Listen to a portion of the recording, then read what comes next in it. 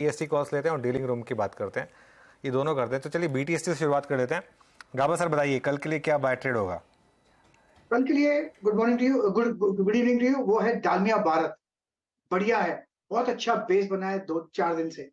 आज और कल में जो मूव था बढ़िया मिला है, 1953 के आसपास ट्रेड कर रहा है। इसका लॉजिकल टेक्निकल टारगेट 2000 का होना चाहिए, स्टॉप होगा 1940 का। डालमिया भारत।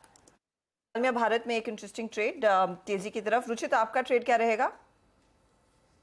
फाइनेंस बैंक खरीदारी करने की सलाह रहेगी। स्टॉक सपोर्ट के आसपास एक पुल बैक मूव दिखा रहा है और बैंकिंग इंडेक्स में, बैंकिंग स्पेस में देखें तो अच्छा रिलेटिव आउट परफॉर्मेंस आज के सेशन में। तो यहाँ पे बीटीएसटी के पर्सपेक्टिव से 720 के नीचे का स्टॉप लॉस लेके रख के खरीदारी करके जाए 742 के अराउंड के टारगेट्स के लिए। ओके, श्रीकांत जी आपका ट्रेड क्या रहेगा?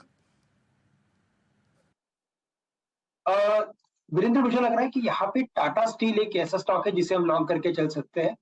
117-118 के करीब ट्रेड कर रहा है और अगर यहाँ से अगर इसमें मोमेंटम मिलता है तो ये कम से कम 120-122 के लेवल्स दिखा सकता है। करंट लेवल से अगर खरीदते हैं तो 114.5 रुपए का स्टॉप लॉस रखना पड़ेगा, तो 115 रुपए के नीचे का थोड़ा सा एक स्टॉप लॉस रखे, 114.5 रुपए का टारगेट्स रखे 122 रुपए। ओके, प्रशांत जी आपकी ट्रेड क्या होगी बीटीएसटी? जी अनुज जी, एक क्विक अपडेट दूंगा। जो सस्ता ऑप्शन हमने चुना था टाटा कम्युनिकेशंस का 42 पे 1760 की कॉल, 55 के टारगेट के लिए 52 का हाई बना चुके हैं, क्रिप में है ट्रेड। तो अगर कोई चाहे तो मुनाफा बांध सकता है, just 3 points away from the target. जहां तक बीटीएसटी और एसटीबीटी की बात है, मैं एसटीबीटी लेना चाहूंगा, एक शॉर्ट ट्रेड रिकमेंड करूंगा। सन टीवी करीबन 542 स्पॉट ट्रेड कर रहा है। जो मेरा स्टॉप लॉस होगा वो होगा 556, टारगेट जो मैं देख रहा हूँ होगा 520 का 520।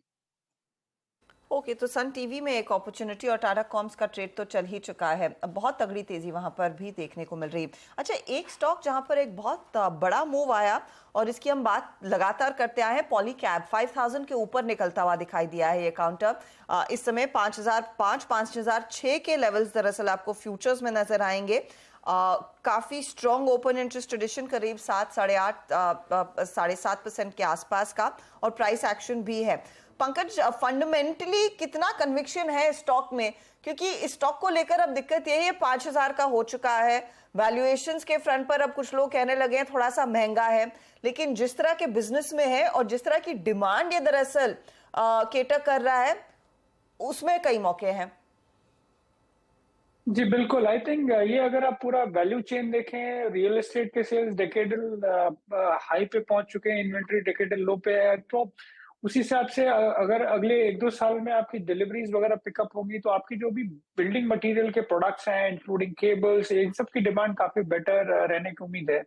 दूसरी चीज ये थी कि जो फैंस है एज अ सेगमेंट था वो सारे इंडस्ट्री के लिए इम्पैक्टेड था, बिकॉज सरकार ने नॉर्म्स, एफिशिएंसी नॉर्म्स चेंज किए थे जिसकी वजह से वो हायर इन्वेंट्री पे थे और उस इन्वेंट्री को क्लियर करने के लिए काफी डिस्काउंटिंग करनी पड़ी है। उसके बाद में ओवरऑल सिनेरियो अगर आप सारे बिल्डिंग मटेरियल प्रोडक्ट्स सेगमेंट में देखें या फिर केबल इंडस्ट्री के देखें, आई थिंक काफी अट्रैक्टिव लगते हैं। यहाँ पे आपको कोई स्टॉक खास सस्ता मिलने वाला नहीं है, तो मेरे हिसाब से अगर कुछ वीकनेस आती है तो देखा जा सकता है। अदरवाइज आप जितनी भी केबल कंपनी देख लीजिए या फिर आप टाइल कंपनी देख लीजिए, मैंने कोई बहुत मीनिंगफुल करेक्शन देखा नहीं है। ओवरऑल आई थिंक आप एक चीज ये कर सकते हैं कि अपना होराइजन थोड़ा बड़ा करके खेल सकते हैं, बिकॉज आर सेंसेस की ये जो पूरा वैल्यू चेन है काफी बड़ा टर्न अराउंड है, and overall right from real estate to financer to all these associated ancillary products, it could be including paints also, but paint में एक दिक्कत ये आती है कि वहाँ पे कंपटीशन थोड़ा ज्यादा है। अदरवाइज ये पूरा वैल्यू चेन काफी अच्छा लगता है, प्ले करना चाहिए या इन्वेस्ट करना चाहिए। वैल्यूएशन चैलेंजिंग रहने वाला है।